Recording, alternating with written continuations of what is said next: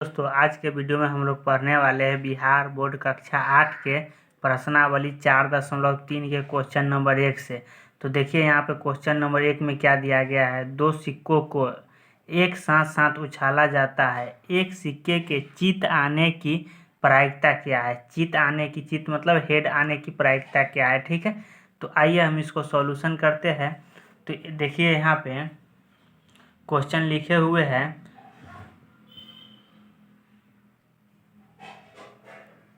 अब यहाँ पे इसको बनाएंगे तो देखिए पहले तो लिख देते हैं हेड।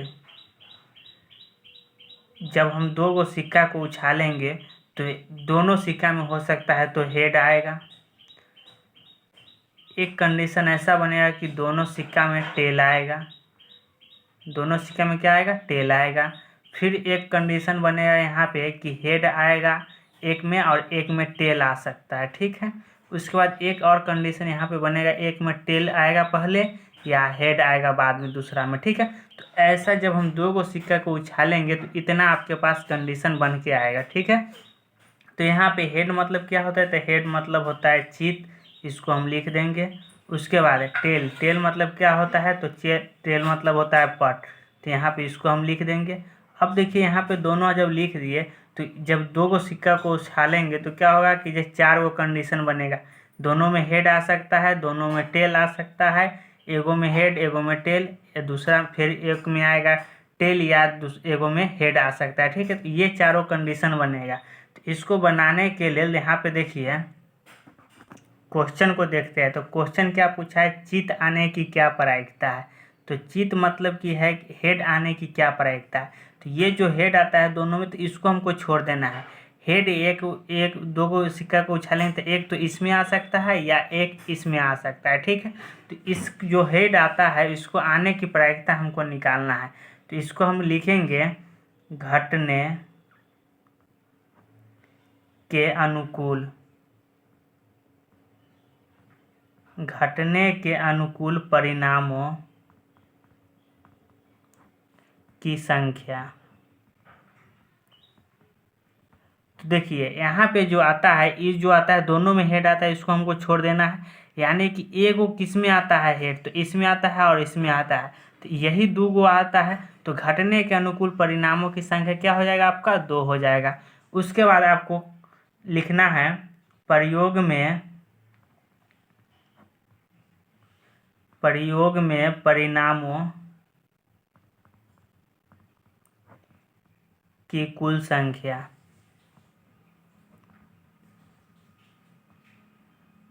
अब देखिए यहाँ पे प्रयोग में कितना आ रहा है। तो प्रयोग में तो सब आ रहा है, दो गो सिक्का को उछालते हैं तो कंडीशन तो 4 गो बनता है।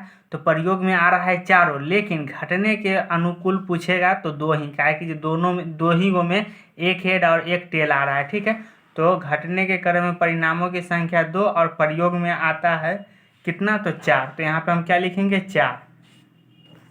अब क्वेश्चन पूछा है चित आने की प्रायिकता। तो चित आने की प्रायिकता, तो चित आने की प्रायिकता, चित आ रहा है कौन कंडीशन में? तो 2 ही वो कंडीशन में सिर्फ चित आ रहा है और सिर्फ पट आ रहा है। ठीक है, यानी कि दोनों साथ में नहीं होना चाहिए, दोनों अलग अलग। तो 2 गो में आ रहा है तो 2 बाटा कुल पर, यानी कि अनुकूल परिणामों की संख्या बटा में कुल परिणामों की संख्या। कुल परिणाम कितना है? तो 4 गो। तो इसको जब काटेंगे तो 1/2 आ जाएगा। चित आने की प्रायिकता यही हो जाएगा आपका। अगर पट आने की प्रायिकता पूछता तो वही फिर यहाँ पे पट जो है 2 गो में आ रहा है इसमें और इसमें, तब पट आने की अनुकूल परिणामों की संख्या 2 ही हो जाता, और प्रयोग में कितना? तो 4 आ रहा है तो 4 हो जाता, तो वही हो जाता फिर 1/2। तो यही आपका इसका आंसर हो जाएगा। अब ये दूसरा क्वेश्चन देखते हैं। यहाँ पे दूसरा क्वेश्चन लिखे हुए हैं। यहाँ पे दिया गया है कि एक थैले में 6 सफ़ेद, 11 लाल और 7 पीले रंग की गेंद है। तो यानी कि 6 गो सफ़ेद, तो इसको पहले हम लिख लेंगे सफ़ेद। सफ़ेद कितना है? तो 6 गो है। 11 लाल, तो लाल कितना है? तो 6 गो, 11 गो।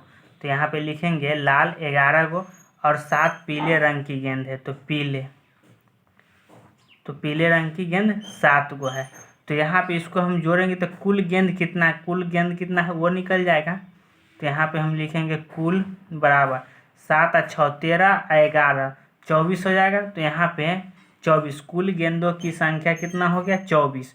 तो 24 हो गया। तो हमसे क्या पूछा है, गेंद है उस थैले में से पीले गेंद निकालने की प्रायिकता क्या है, यानी कि ये जो पीला गेंद है इसको निकालने की प्रायिकता क्या है वो हमको निकालना है।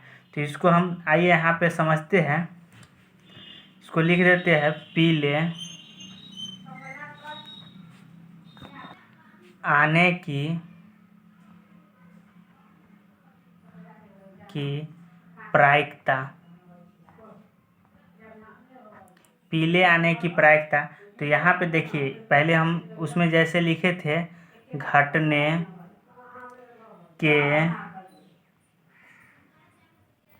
अनुकूल परिणामों की संख्या,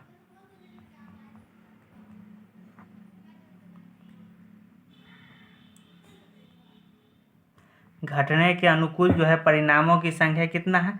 तो यहाँ पे जो रंग के पूछा जाए उसको हम लिखें। तो पीला है तो 7, तो यहाँ पे हम 7 लिख देंगे। उसके बाद कुल परिणामों की संख्या यानी कि प्रयोग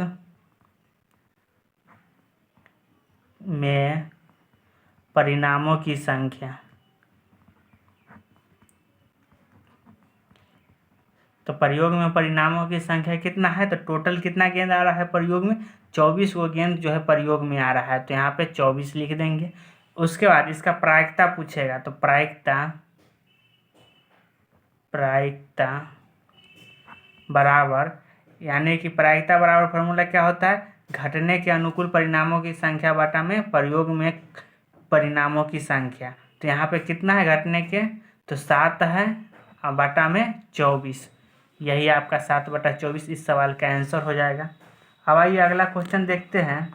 यहाँ पे तीसरा क्वेश्चन है, अच्छी तरह से फेंटी हुई 52 ताशों के एक गड्डी में से एक इक्का प्राप्त करने की प्रायिकता क्या होगी।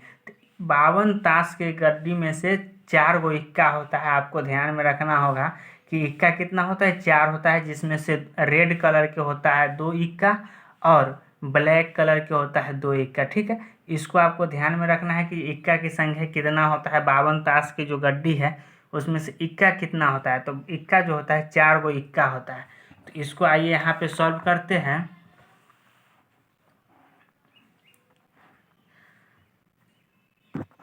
तो यहाँ पे लिखेंगे इक्का की संख्या, इक्का होता क्या गो है, तो इक्का 4 गो होता है जो अभी हम तुरंत बताए हैं। 2 गो ब्लैक 2 गो रेड कलर के होता है। तो इक्का की संख्या हो गया 4। तो इसको हम फिर वैसा ही लिखेंगे, घटने